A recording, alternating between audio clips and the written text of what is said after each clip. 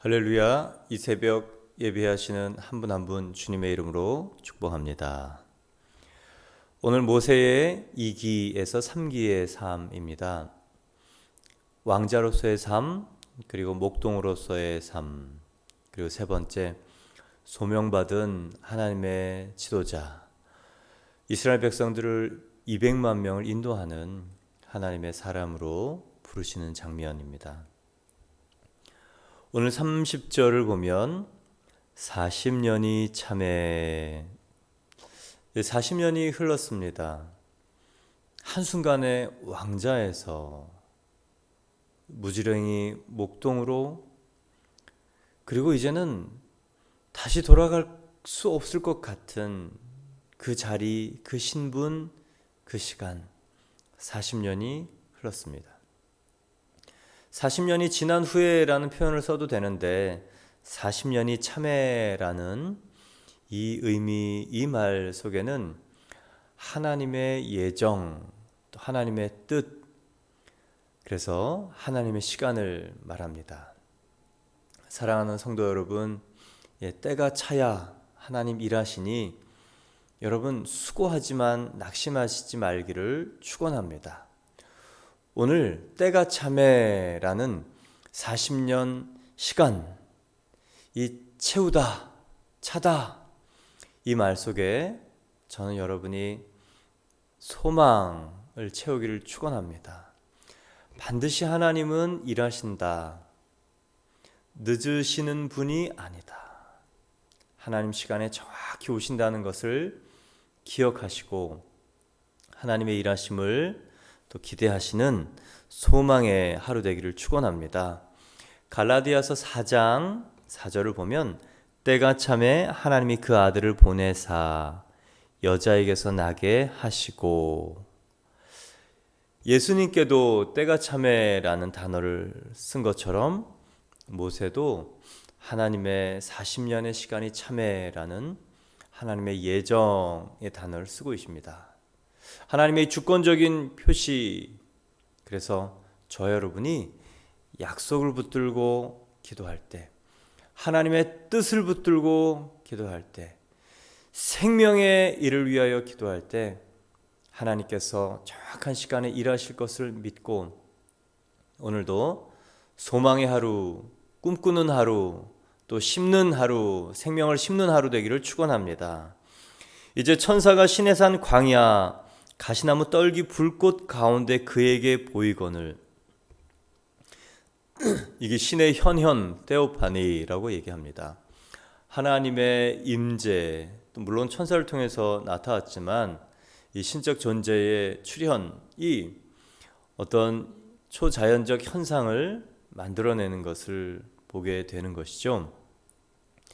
모세가 늘 같은 40년 동안 같은 그런 광야를 떠돌면서 양을 먹입니다. 그런데 그날은 뭔가 다른 것을 본 거예요. 늘 같은 자리지만 하나님이 임재하시는 그 시간, 그 장소는 인생의 비포와 애프터가 달라집니다. 여러분, 오늘 늘 같은 자리에 있지만 하나님이 찾아오시면 우리 인생의 비포와 애프터 나뉘어지고 새로운 시작이 일어나는 줄 믿으시기를 축원합니다. 모세가 이제는 놀랍게 여깁니다. 31절을 보면 모세가 그 광경을 보고 놀랍게 여겨 알아보려고 가까이 가니 주의 소리가 있어. 그렇죠, 여러분. 하나님의 임재는 불처럼 그리고 바람처럼 오순절에 임했던 것 같이 오늘 시내산에도 임합니다. 공간에는 바람이 불어왔고 오순절 마가의 다락방에 각 사람 머리 위에는 불이 있었습니다. 이렇게 하나님의 현현, 출현, 나타나심, 테오파니는 초자연적 현상들이 동반됩니다. 오늘 불꽃이 보였어요. 또 소리가 들렸어요.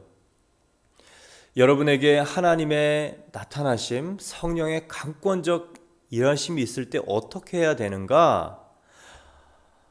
모세처럼 그 광경을 보고 놀랍게 여겨서 알아보려고 가까이 가야 됩니다. 가까이 가야 됩니다.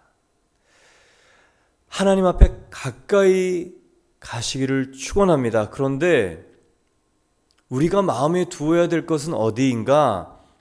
불꽃, 떨기나무, 눈에 보이는 현상인가? 그렇지 않다는 것을 알려주시죠. 두 번째는 소리가 있어 소리에 더 집중해야 된다는 것을 말합니다. 하나님의 음성에 집중해야 된다는 것을 말해주는 것입니다. 성령님께서 내 안에 강권적으로 역사하실 때 그런 외적 현상에 집중할 것이 아니고 하나님이 나에게 이 일을 통하여 무엇을 알게 하시는가, 하나님의 음성 소리에 귀 기울여야 된다는 것을 모세를 통해서 알게 해주십니다. 여러분, 그러려면 우리가 가까이 가요. 하나님, 이게 뭐죠? 왜 그러시죠? 하나님, 이게 도대체 저에게 알게 하시려는 게 뭐죠? 가까이 가시길 바랍니다. 그때 32절 하나님의 음성이 있습니다. 나는 내 조상의 하나님, 즉 아브라함과 이삭과 야곱의 하나님이라 하신데 모세가 무서워 감히 바라보지 못하더라. 내 조상의 하나님, 아브라함과 이삭과 야곱의 하나님이란 뜻은 무엇입니까? 언약의 하나님이라는 것이에요. 성령의 강권적인 역사가 내게 일어나고 내게 어떤 하나님의 나타나심의 초자연적인 일이 일어나고 신비한 일들이 일어날 때 현상에 집중하지 말고 하나님의 소리 음성, 하나님의 말씀에 집중해야 된다. 그리고 그 말씀의 핵심, 언약, 약속, 말씀 안으로 들어가야 된다는 것을 오늘 모세에게 나타난 하나님의 현현이 가르쳐주는 바입니다.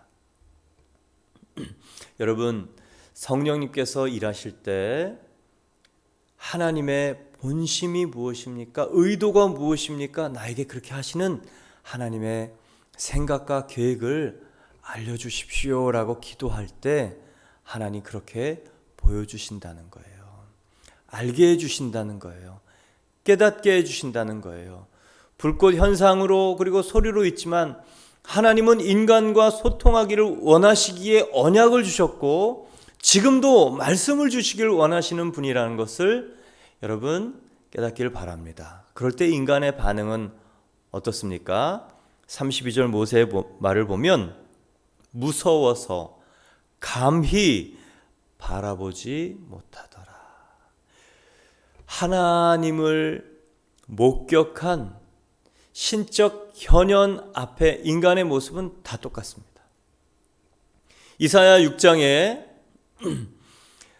거룩하다 천상의 예배를 목격한 이사야의 반응은 화로다 나로 망하게 되었도다.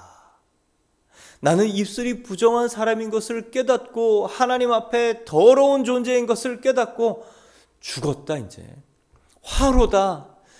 정말 내가 내 자신을 발견한 이 누추함이 비참함이 저주구나. 그런데 여러분, 자신의 누추함과 자신의 이 비참함을 깨닫는 것이 은총의 시작입니다. 자기에 대한 절망, 자기 존재에 대한 정확한 인식에서 나오는 절망은 이제 나에겐 소망이 없구나. 그러나 하나님께서 나를 찾아오셔서 나를 보게 하시고 나를 새롭게 하시는 그 소망은 하나님께 있구나를 깨닫게 되는 것입니다. 마찬가지로 신약에 베드로에게 나타난 하나님이죠. 예수님이죠. 누가복음 5장에 보면 갈릴리 어부 베드로와 또 많은 사람들이 밤새도록 그물을 내려 배를 잡으려고 하다가 잡지 못합니다. 그런데 목수, 전공이 어부가 아닌 목수가 와서 깊은 곳에 그물을 내리라고 할 때 그 말에 순종하여서 그물을 내렸는데 만선이 됩니다. 배 두 척이나 가득 채우고 베드로가 예수님 발 앞에 무릎을 꿇고 했던 말, 주여 나를 떠나소서 나는 죄인입니다. 하나님 앞에 그리고 예수님 앞에 성령님 일하심 앞에 여러분 정말 어디까지 가야 되는가? 오늘 신적 현상, 소리, 약속까지 가야 된다는 것이죠. 그리고 하나님의 깨달음, 하나님 주시는 깨달음 속에서 내가 정말 누추하고 비참한 죄인, 그리고 하나님을 대면할 수 없는, 죽을 수밖에 없는 존재라는 것을 깨닫는 이 절망, 이 존재적 절망, 정말 더 이상 어떻게 할 수 없다는 것이 내 영혼에서 깨달아서 무릎이 턱 꿇어지면서 어떡하지? 여러분, 이게요 성령의 역사예요. 저는 주와 그리스도 교회에 이 고백과 이 체험이 있어야 사도행전의 교회가 된다고 믿습니다. 인간의 의지와 종교적인 열심으로 사도행전 형태를 만들 수 있지만 그 생명력, 하나님이 하시는 일, 성령님이 성령으로 하시는 일은 오직 우리의 존재 가운데 행하시는 하나님의 이 비추임, 존재적 누추함을 보게 하시는 비추임, 내가 이제는 어떻게 해야 될지 이 존재적 절망 다음에 일하신다는 것을 여러분 바라보시기 바랍니다.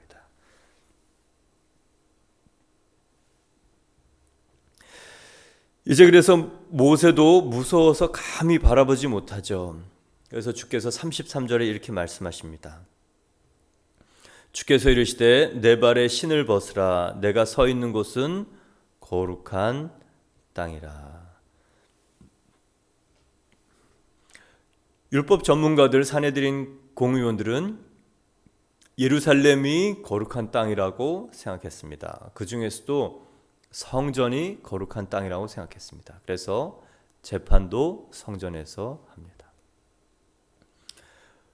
그런데 스데반 집사님을 통해서 알려주시는 일은 율법의 시효, 율법의 수요자 모세가 서 있는 곳이 거룩했다.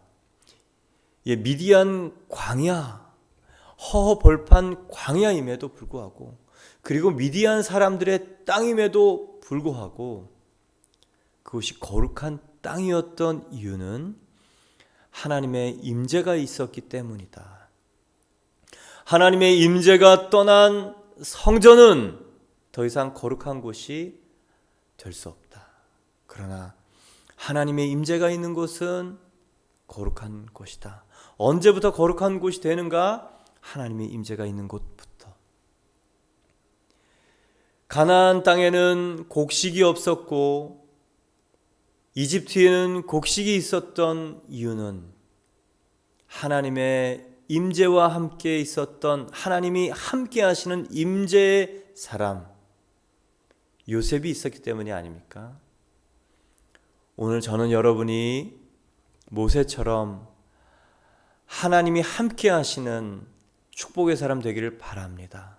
그래서 여러분이 가는 곳마다 거룩해지기를 바랍니다.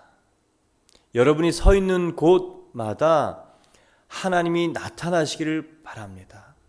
그러려면 우리는 우리의 발에서 신을 벗어야 합니다. 신을 벗는다는 것은 무엇일까요?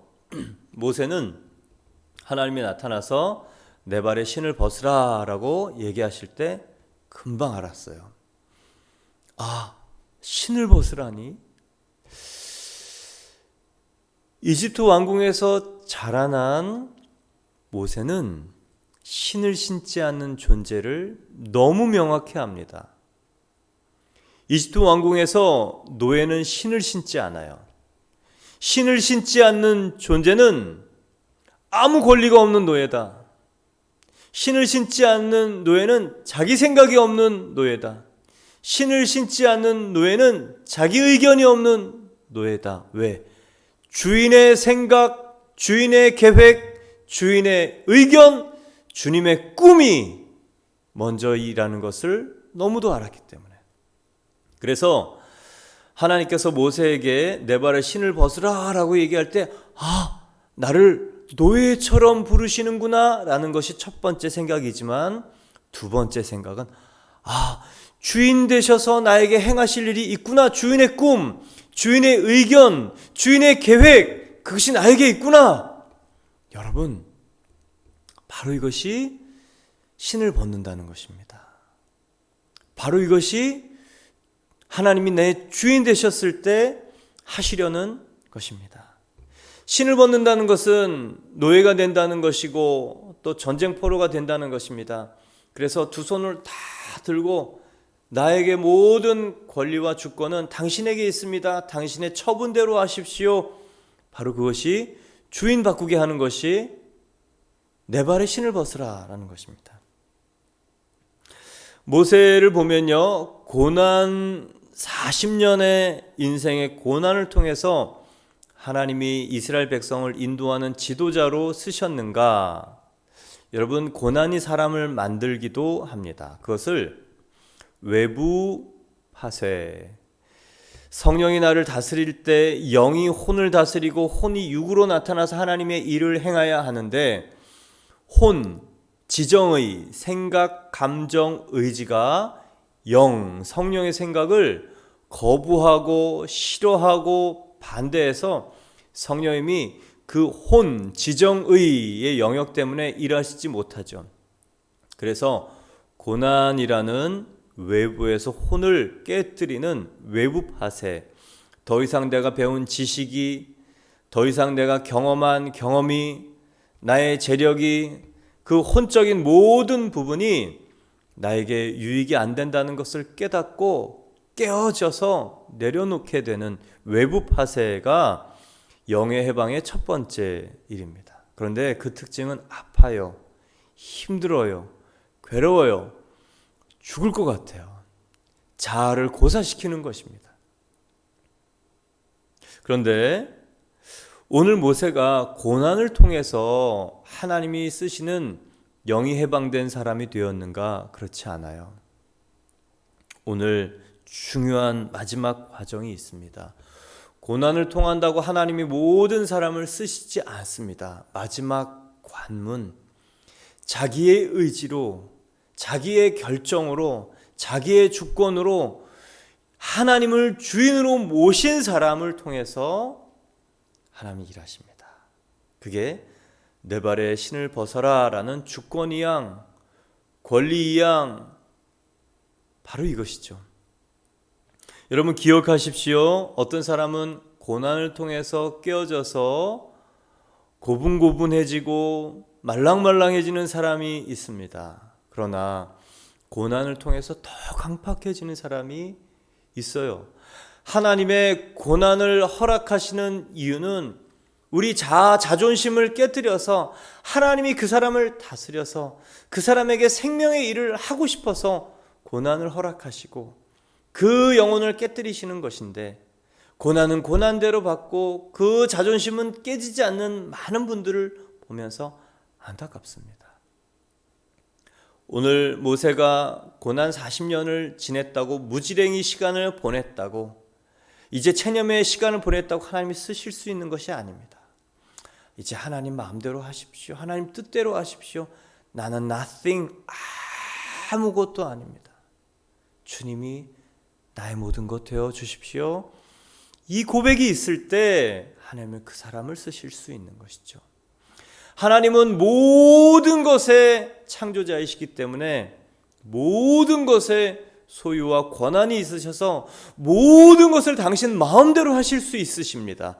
그러나 딱 하나, 인간의 마음, 하나님이 주신 자유의지를 존중하시기 때문에 하나님 마음대로 하실 수 있지만 그렇게 하시지 않고 인간의 동의와 인간의 협력과 인간의 그런 자유적 의지적 결정이 있을 때 하나님 일하시는 인격적인 분이십니다.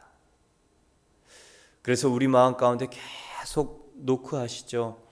내가 내 안에 들어가서 너는 나로 더불어 먹고 나는 너로 더불어 살고 싶다. 이 요한계시록의 3장의 이 말씀은 믿지 않는 자에게 주인 되시려고 하는 것이 아니고 믿는 교회, 믿는 성도들에게 들어가서 내가 너의 주인 되고 싶다, 네 마음 안에 주권자가 되고 싶다라고 하는 것입니다.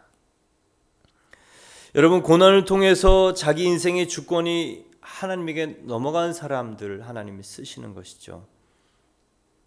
제가 중국에서 깨달은 바가 이것입니다. 아, 그렇구나. 하나님이 나의 주인 되시면 내가 죽어야 하고, 내가 내 사역의 주인이 되면 하나님이 나를 통해 일을 못 하시는구나. 그래, 주님이 하실 수 있도록 나를 내어드려야지. 나로 죽고 예수로 사는 사람이 되고 싶다. 나는 십자가에 죽었고 예수님의 생명으로 살기를 원한다. 나는 죽고 예수의 사람이길 원한다. 이게 무수한 기도였습니다.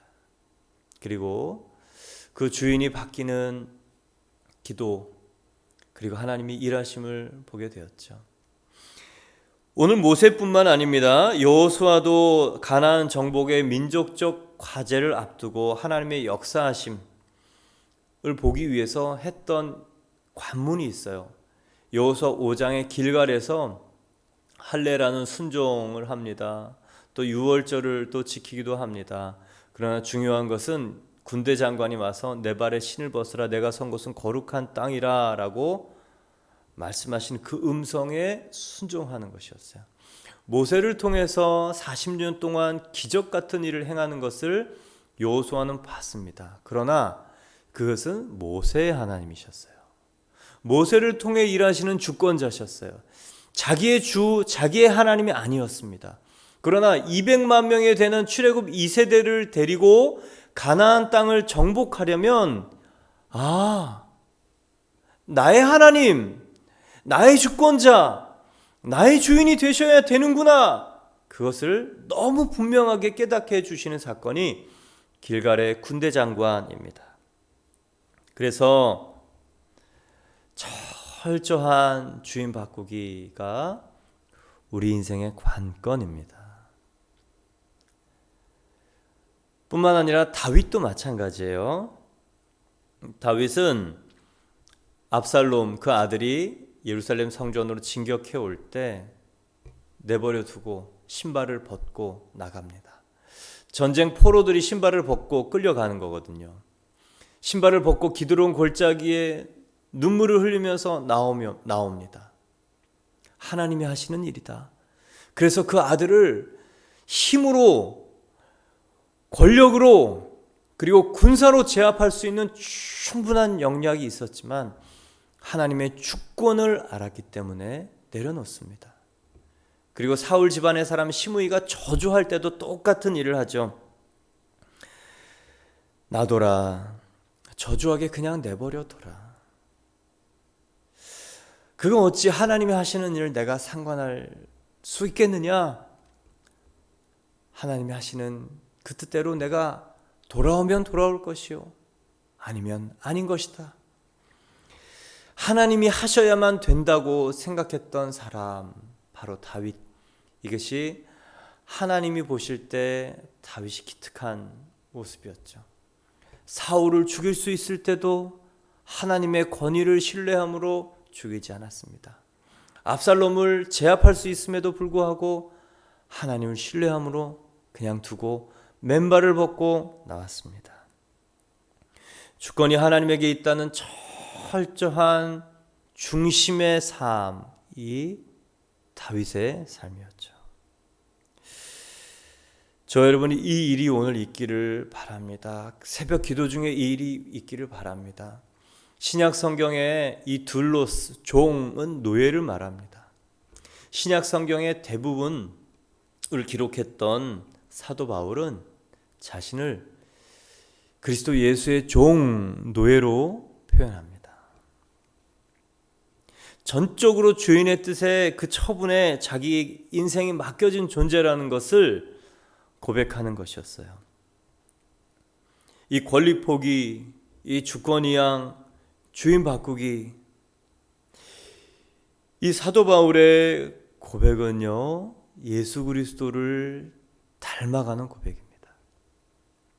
빌립보서 2장 보면 너희 안에 이 마음을 품으라 곧 그리스도 예수의 마음이니 그는 근본 하나님의 본체시나 하나님과 동등됨을 취할 것으로 여기지 아니하시고 오히려 자기를 비워 종의 형체를 가지사 사람들과 같이 되셨고 사람의 모양으로 나타나서 자기를 낮추시고 죽기까지 복종하셨으니 그 십자가에 죽으심이라.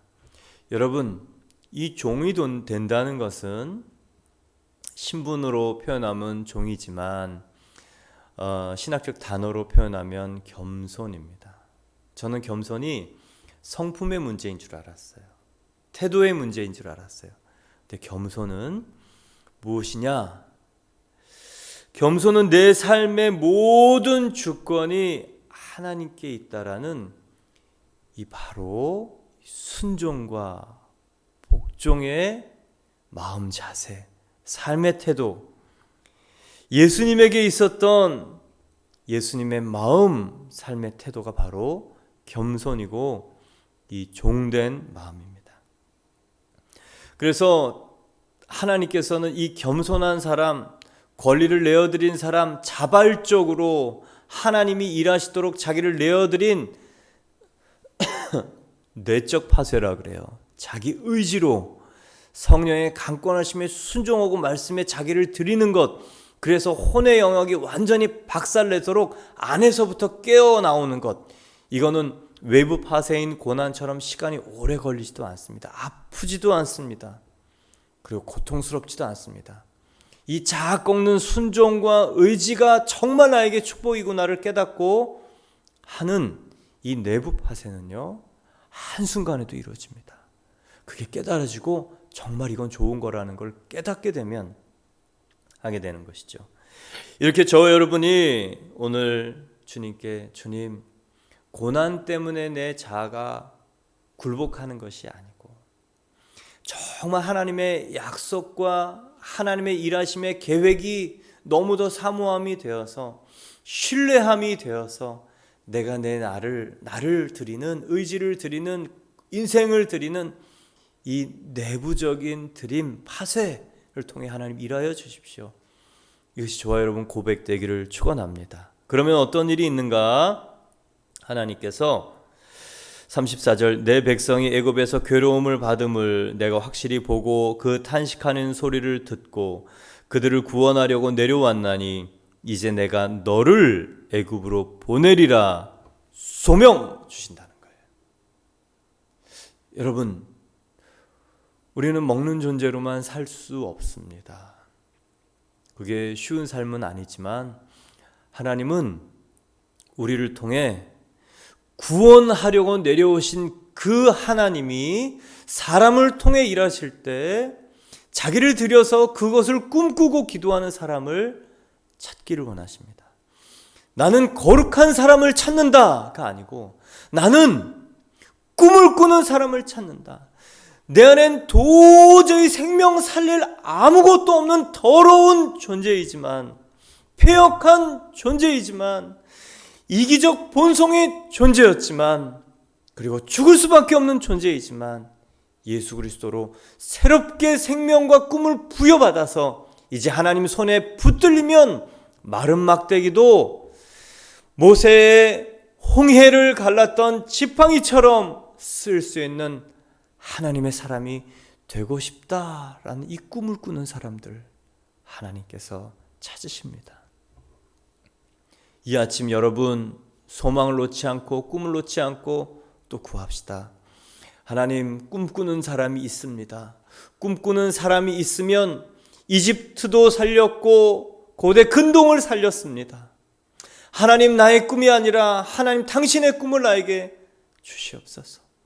주님, 먹고 사는 꿈을 넘어서 생명 살리는 꿈을 주시옵소서. 하나님, 당신이 간절히 내려와서 찾고 싶어하는 내가 바로 그 모세가 되게 하여 주시옵소서. 내가 바로 그 여호수아가 되고 내가 다윗이 되게 하여 주십시오. 우리 안에는 어떠한 그런 하나님이 찾을 만한 이유가 없지만 은혜 받은 사람의 그 꿈 때문에 하나님 기름 부어 사용하여 주시옵소서. 기도한 아침 되기를 바랍니다. 이제 35절 36절에 그들의 말이 누가 너를 관리와 재판장으로 세웠느냐 하며 거절하던 그 모세를 하나님은 가시나무 떨기 가운데 보이던 천사의 손으로 관리와 속량하는 자로서 보내셨느니라. 관리와 재판장 스스로 되려고 했죠. 스스로 재판장, 선악을 구분하는 자, 선악을 자기 열심과 학문으로 이루려고 했을 때 죽음, 살인, 도망, 그 인생을 피할 수 없었습니다. 그래서 우리가 하나님 손에 붙들려야 됩니다. 그래서 우리 갈대상저에 자기를 드려야 됩니다. 그래서 하나님의 연단이 필요합니다. 그랬더니 모세가 어떻게 됩니까? 관리와 속량하는 자, 해방자, 구원자 된다는 것이에요. 오늘 스테반 집사님이 사내들인 공의원들에게 하는 말씀입니다. 당신들은 관리자입니다. 그리고 법을 심판하는 재판자들입니다. 그러나 당신들이 정말 하나님의 속량, 통로, 구원자가 되기를 원합니다. 어떻게 그렇습니까? 예수예요. 예수. 언약의 핵심은 예수. 그리고 모세가 내일 본문에 나옵니다. 모세가 예언했던 바로 그 모세가 예언했던 선지자 예수를 알아야 생명의 통로가 된다는 것이죠. 36절 이 사람이 백성을 인도하여 나오게 하고 애굽과 홍해와 광야에서 40년간 기사와 표적을 행하였느니라. 예수가 이 안에 있으면, 그 발에 신을 벗으면, 주인이 바뀌면, 하나님이 나를 이끌고 가시면, 주인의 뜻에 내가 전적으로 분별 순종 100%의 주님 뜻을 따르고자 하면 홍해든 한 바다 가운데 바다 한가운데든 아니면 세속의 땅인 애굽이든 그리고 아무것도 없는 허벌판 광야 사막이든 관계없이 하나님의 기사와 표적이 나타난다. 여러분, 놀라운 사실입니다. 내 안에 예수님이 세상보다 크시기 때문에 그분이 주인 되시면 그분이 내가 가는 곳, 내가 서 있는 곳에 일하신다. 그리고 40년간 일하신다. 한 세대 그 사람이 살아있는 동안 계속 일하실 수 있어요. 교회의 유효 시간은 30년입니다. 그래서 30년이 지난 교회는 성령의 무브먼트에서 머신이 된다고 이재훈 담임 목사님께 배웠습니다. 기계화되고 체계화되고 구조화되지만 제도화로 이제 굳어진다. 그리고 모뉴멘트, 기념비, 박물관이 돼버린다. 무브먼트에 시작해서 머신에서 모뉴먼트가 되지 않으려면 오늘 주인 바꾼 사람이 계속 생겨나야 됩니다. 여러분, 오늘 저 여러분이 하나님, 나의 주권자, 나의 하나님, 나의 주 하나님, 바로 당신이십니다. 그 고백을 통하여 하나님이 일하시게 하는 하루 되기를 축원합니다. 그런 교회 되기를 주님의 이름으로 축원합니다. 함께 기도드리겠습니다.